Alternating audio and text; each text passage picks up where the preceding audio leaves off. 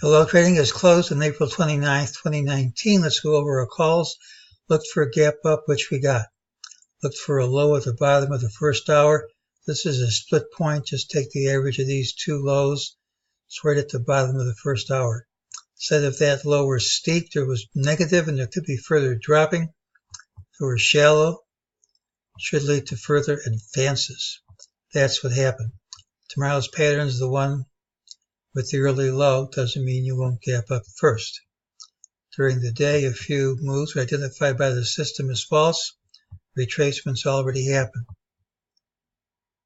This pattern almost always closes at the day's high. When it doesn't, it's trouble and leads to lower prices.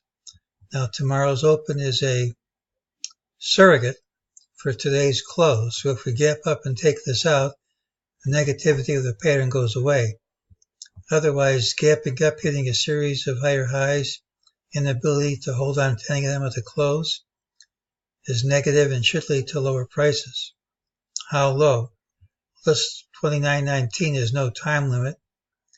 29.28.90 has already failed to print in its preferred time frame, but 29.22.68 has a preferred time frame of early tomorrow.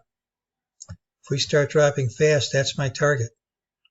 Now, if it doesn't print before the end of the first hour, the system makes no call one way or the other when it's going to print. It says it will print, but it could be a minute later, it could be a year later. It just doesn't say one way or the other.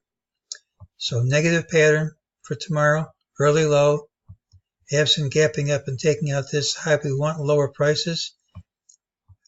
This number may not be out of reach, 29.22.68. That's today's call.